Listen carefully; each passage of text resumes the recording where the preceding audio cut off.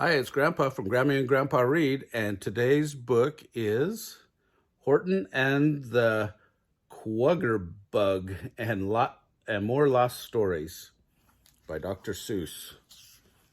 This will be our third Horton book. We read Horton Hears a Who, and we read Horton Hatches an Egg. But I don't think I've even heard this story.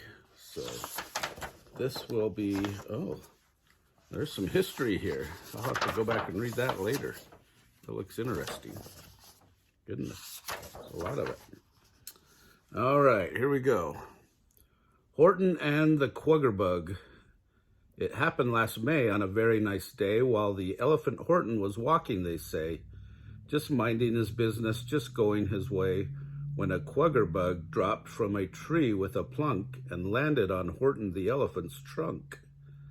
The Kwuggerbug leaned toward the elephant's ear. Perhaps you are wondering, he said, why I'm here. Well, I've got a secret, he whispered. I know of a bezelnut tree where some bezelnuts grow. Bezelnuts? Horton looked up with wide eyes. Bezelnuts? Was a happy surprise. For all of the nuts in the jungle to eat, the nut of the bezel was by far most sweet. But why, Horton asked, do you tell this to me? Well, you see, the bug answered, my bezelnut tree is rather far off, and I'm not very strong. I'd get there much quicker if you came along. So I'll make you a deal that I think is quite fair. You furnish the legs, and you carry me there. I'll furnish the brains, show the way to the tree, then half of the nuts are for you, half for me. A deal, Horton said with a smile on his face. Hold tight and we're off to your bezelnut place. Just steer me and show me the best road to take. No road, laughed Kwuggerbug. We'll take the lake. And he steered the big elephant down to the shore of a lake that was 30 miles long, maybe more. Oh, shivered Horton. Now wait just a minute. I can't swim that lake. It has crocodiles in it. Just look at their terrible teeth, how they flash. They'll chew me right up into elephant hash. I think, Mr. Bug, that there surely must be a much safer way to your bezelnut tree.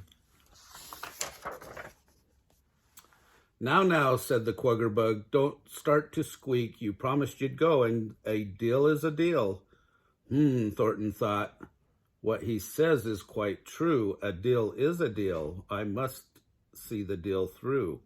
So bravely the elephant dived in the pond, and he swam for the shore far beyond. While crocodiles snapped and attempted to eat his tail and his ears and the soles of his feet. They nipped at his knees and they nabbed at his chin, and he thought as he fought, that he never would win. But he swam and he swum, and he held his trunk high with the Kwuggerbug on it, quite safe and dry. A terrible fellow, that Kwuggerbug guy, just sat there and bossed him. You hustle now, hustle. I furnish the brains and you furnish the muscle. So from 10 in the morning till 2:15, poor Horton fought on till he finally got through to the side of the lake where the bezelnuts grew. He crawled from the water, tired, battered, and wet. Now where, Horton asked, are those nuts that I get? Oh, laughed the Kwuggerbug, you're not there yet. Climb that, said the bug, pointing up in the sky at a terrible mountain 9,000 feet high.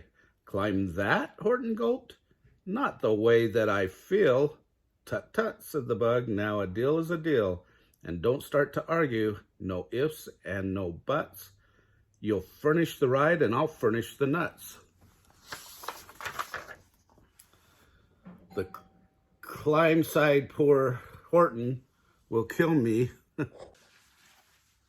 The climb, sighed poor Horton, will kill me, no doubt, but a deal is a deal, and I cannot back out. He drew a deep breath, and he threw back his shoulders and dragged his tired legs over rocks and big boulders. He stumbled and staggered uphill over stones that tattered his toenails and bruised all his bones, while the Kwuggerbug perched on his trunk all the time and kept yelling, "Climb, you dumb elephant, climb." He climbed, he grew dizzy, his ankles grew numb, but he climbed and he climbed and he clumb and he clumb. His hearing grew faint and his eyesight grew dim, but he clumb and he clumb and he clim and he clim from 2:15 until 4:45, till finally old Horton, more dead than alive, had carried that bug to the very tip-top. And then, only then, did the elephant stop. And he gasped to the bug as he sank to his knees, "Now where are my beetle's nuts, sir, if you please?"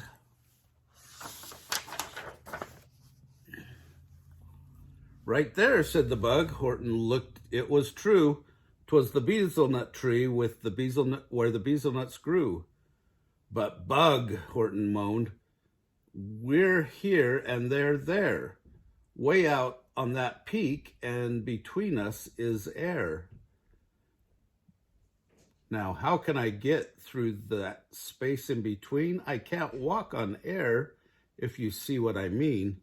"A deal is a deal," snapped the bug. "I'm the boss. You stretch out your trunk and you put me across." "Stretch, Horton, stretch," yelled the bug. So he stretched it 2 feet, but it still wouldn't touch. "Streech, Horton, streech," yelled the bug as he streeched. It hurt him really badly, but finally it reached. "At last," sang the Kwuggerbug, chuckling with glee, and he slid down the trunk to his beetle-nut tree. And he picked all those nuts and he stacked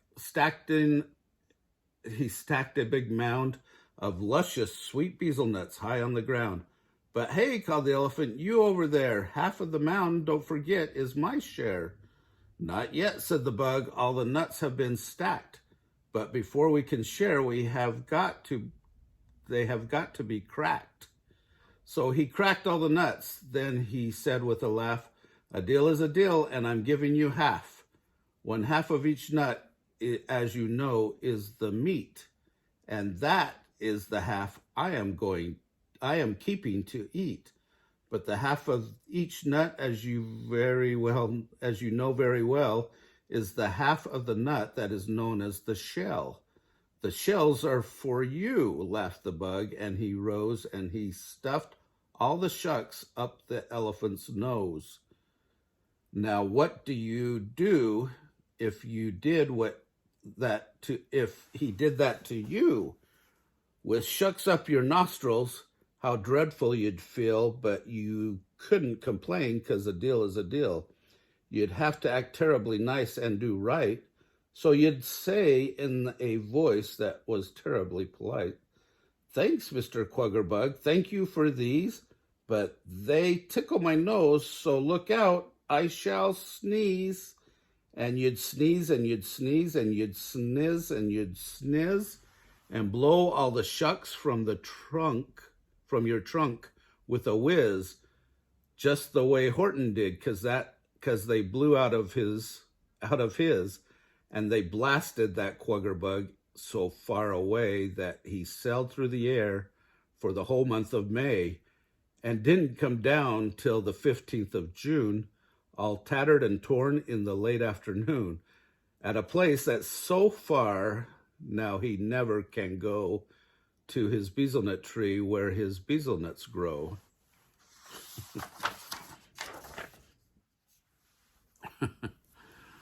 There's a story called Marco Comes Late. "Young man," said Miss Block, it's 11 o'clock. This school begins promptly at 8:45. Why, this is a terrible time to arrive. What's wrong with you, boy? Is your head made of wood? Why didn't you come just as fast as you could? What is your excuse? It better be good." Marco looked at the clock, then he looked at Miss Block. Excuse, Marco stuttered. Well, you see, well, it's like this. Something happened to me.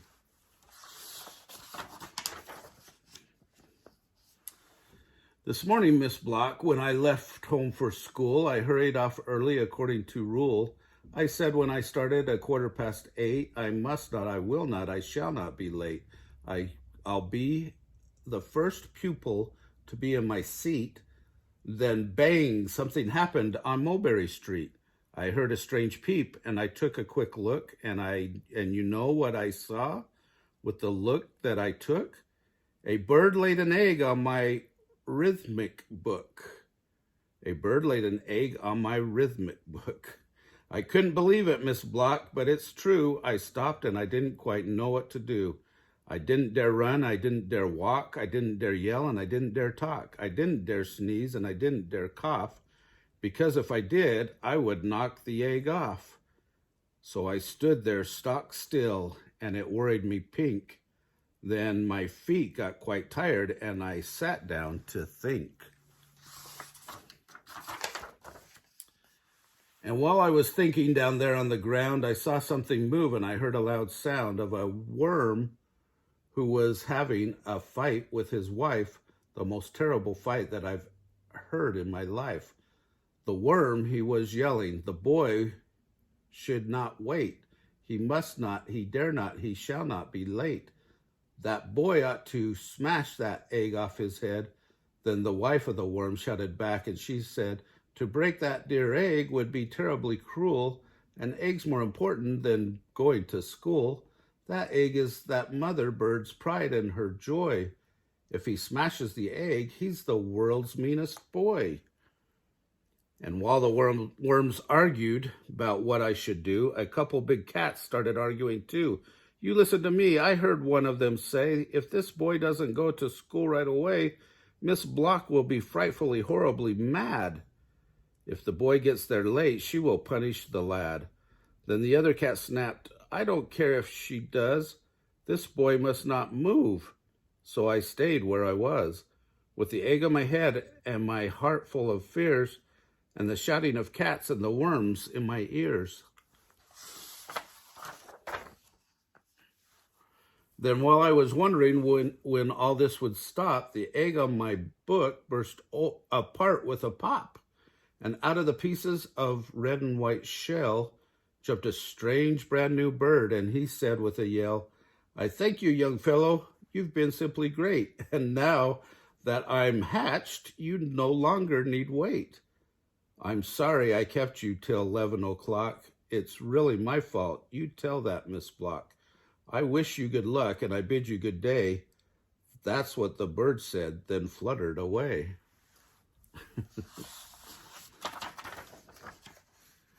And then I got here just as fast as I could, and that's my excuse, and I think it's quite good. Miss Block didn't speak for a moment or two. Her eyes looked at Marco and looked him clean through. Then she smiled. That's a very good tale if it's true. Did all of those things really happen to you? Well, answered Marco with a sort of a squirm. Not quite all, I guess, but I did see a worm. Oh, what a tall tale. How Officer Pat saved the whole team. The job of an officer of the police is watching for trouble and keeping the peace. He has to be sharp and he has to be smart and try to stop trouble before it can start. And that's why one morning, while out on his beat on the corner of Chestnut and Mulberry Street, he got sort of worried, did Officer Pat, when his very keen eyes spied a very small gnat going buzz around the head of old Thomas the cat. Aha, murmured Pat, I see trouble in that. If that gnat bites the cat, and he might very well, that cat will wake up and he'll yet let out a yell. That's only small trouble, I know it, but brother, one small bit of trouble can lead to another. The trouble with trouble is trouble will spread. The yell of the cat will wake Tom, Tim, and Ted. those terrible triplets of Mrs. McGowan. Then they'll yowl and they'll yowl, and that'll wake this whole town. The trouble gets started, it always starts more. Those kids with their racket and ruckus and roar will frighten the birds, and the birds will come flapping down Mulberry Street with a yipping and yapping. Once terrible gets going, it spreads like fire. Those birds will come screaming toward Mr. McGuire, the fish market man, and he'll get such a scare, he'll toss that big codfish up in the air. That's the trouble with trouble. It grows and it grows. That fish in the air will land smack on the nose of that horse over there that belongs to Bill Hart. The horse will start kicking Hart's wagon apart, and pumpkins will bounce on the head of Jake Warner, who's fixing that hydrant down out there on the corner. And once all those pumpkins start falling on Jake, he'll fall on his wrench and the hydrant will break. There's no stopping trouble once trouble gets going. When hydrants get broken, the water starts flowing. The water will gush right on Mrs. Manila. She'll think that it's rain and put up her umbrella. And that'll knock Bobby Burke off his bike. He'll fall on the ladder of House Painter Mike. And House Painter Mike, when he tumbles, will spill a bucket of paint on the head of Don Dill. Oh, once it gets started, there's no stopping trouble. That splashing of paint will upset Mrs. Hubble. She'll drop all her dishes. They'll smash on the ground and startle her dog, and the poor frightened hound will jump in the horn of old horn tutor Fritz. And Fritz will fall backward and scare driver Schmitz on his dynamite truck almost out of his wits. And that dynamite truck with its big load of blitz will race toward the tree, and oh boy, when it hits, the whole of this town will be blown to small bits. But lucky for us, down on Mulberry Street, good Officer Pat was awake on his beat, and quick the brave officer swung his big bat on the troublesome head of that troublesome gnat, and kept him from biting old Thomas the cat, and stopped all the trouble before it began. He saved the whole town. What a very smart man. Oh, and I think this is the last one. The Hubbub and the Grinch. Oh, look, a Grinch story.